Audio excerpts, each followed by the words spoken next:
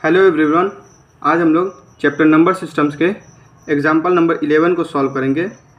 तो क्वेश्चन है, visualise the representation of 5.37 bar on the number line up to 5 decimal places, that is up to 5.37777। इस question में हम लोगों को एक नंबर लाइन ड्रॉ करना है, उसके ऊपर विजुअलाइज करना है, मतलब कल्पना करना है कि 5.37 बार जो है कहाँ पे लोकेट होता है। ठीक है, तो सॉल्यूशन है, we proceed by successive magnification. हम लोग जो है एक के बाद एक मैग्नीफिकेशन परफॉर्म करेंगे। ऐसा एज्यूम करेंगे कि एक मैग्नीफाइंग ग्लास है हम लोग के पास और उसी के मदद से हम लोग मैग्नीफिकेशन परफॉर्म करेंगे। And successively decrease the length of the portion of the number line in which 5.37 bar is located. और बारी बारी से हम लोग जो है लेंथ को डिक्रीज़ करेंगे और ऐसा एज्यूम करेंगे कि मैग्नीफाइंग ग्लास हम लोग के पास है। तो मैग्नीफाइंग ग्लास क्या करता है कि या तो जूम इन करेगा या फिर जूम आउट करेगा। तो हम लोग को क्या करना है कि ऐसा एज्यूम करेंगे कि वो जूम इन कर रहा है। ठीक है, पूरा जूम कर रहा है। ठीक है, तो फर्स्ट स्टेप है, first we see that 5.37 bar is located between 5 and 6। यहाँ पे हम लोग को क्या है 5.3777 है, मतलब 5 में कुछ एडेड है। तो हम लोग यहाँ पे देख सकते हैं स्केल की मदद से। यहाँ पे स्केल में 5 है और 6 है। ठीक है, तो इसमें 5.1 है, 5.2 है, 5.3 है, 5.4 है, इस तरह से 5.9 है, उसके बाद 6 है। ठीक है, तो ये ओवरऑल 10 इक्वल पार्ट्स हैं, लेकिन नंबरिंग 5.9 तक है। ठीक है, तो अगर हम लोग को 5 में कुछ एडेड है तो वो नंबर 5 और 6 के बीच में लाई करेगा। तो हम लोग यहाँ पे देख सकते हैं फिगर में, ये 5 है और ये 6 है और इनके बीच में 10 इक्वल पार्ट्स है, 1 2 3 4 5 6 7 8 9 10। ठीक है, और नंबरिंग ऐसे है 5.1 5.2 5.3 5.4 इस तरह से। ठीक है, तो सेकंड स्टेप है,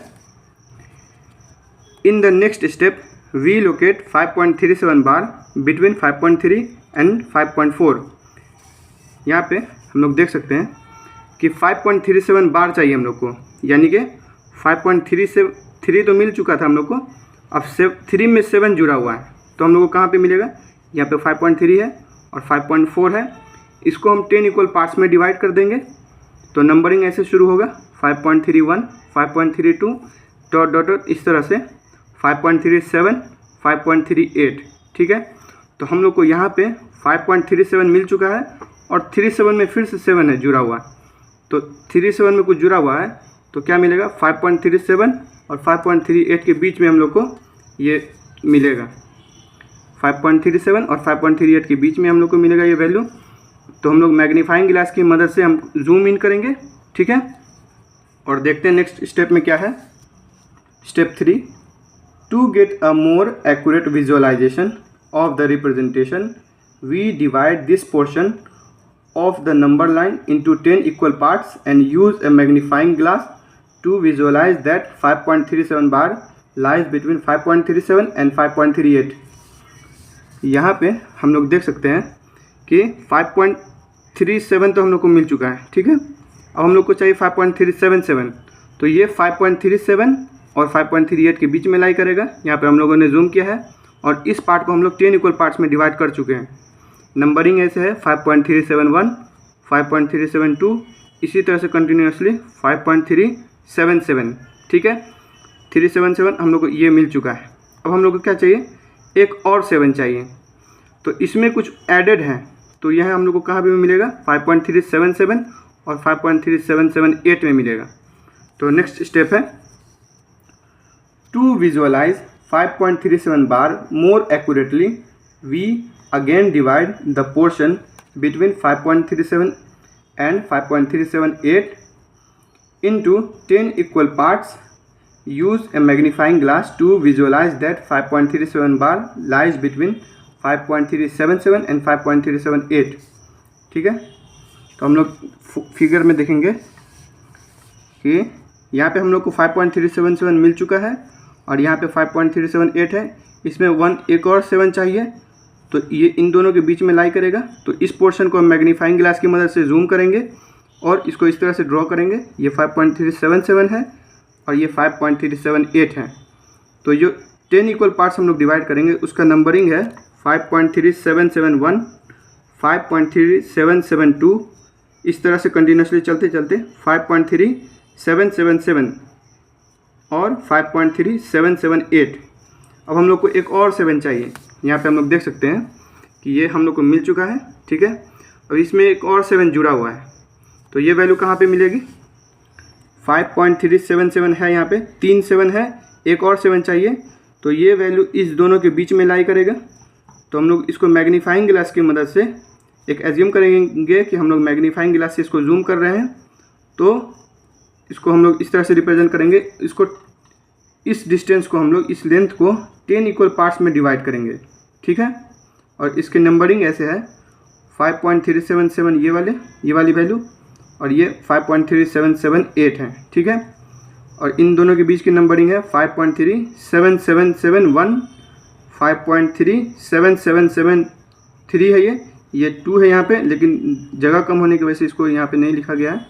और ये 5.37775 है और ये है 5.37774, ठीक है। यहाँ पे 5.37777, ठीक है।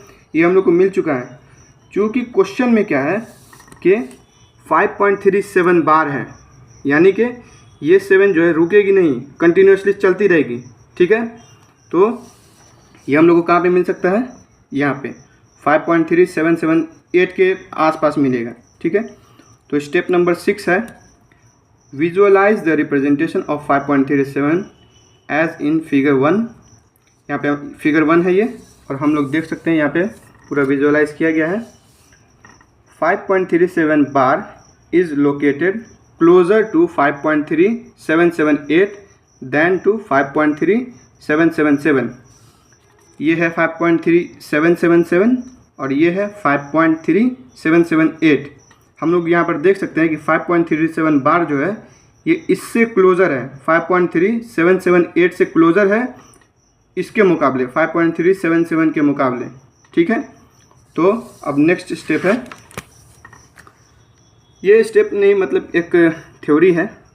We can proceed endlessly in this manner, मतलब कि इसी तरह से कंटिन्यूसली हम लोग को जूम इन करना है, एक डिस्टेंस ले करके उसमें जूम इन करना है और उसके बाद फिर उसका 10 इक्वल पार्ट्स में डिवाइड करना है, उसमें नंबरिंग चूज़ करना है, फिर से उसको जूम करना है। ये कंटिन्यूसली चलता ही रहेगा process. Successively viewing through a magnifying glass and simultaneously imaging the decrease in the length of the portion of the number line in which 5.37 bar is located. हम लोग क्या कर सकते हैं कि कंटिन्यूसली जूम करना है, ठीक है, इक्वल पार्ट्स में डिवाइड करना है, फिर नंबरिंग चूज़ करना है और उसके बाद फिर जब हम लोग जूम करते हैं तो ये आपस का डिस्टेंस जो है डिक्रीज़ करता है। ऐसे जूम करेंगे तो ये आपस का डिस्टेंस डिक्रीज़ करेगा और जूम करेंगे, तो ये प्रोसेस कंटिन्यूसली चलता ही रहेगा। और फाइनली यहाँ पे हम लोग रिप्रेजेंट कर चुके हैं 5.37 बार को बिटवीन 5.3777 एंड 5.3778। तो इस तरह के प्रॉब्लम को इसी तरह से सॉल्व करते हैं। आज के लिए बस इतना ही, मिलते हैं नेक्स्ट वीडियो में।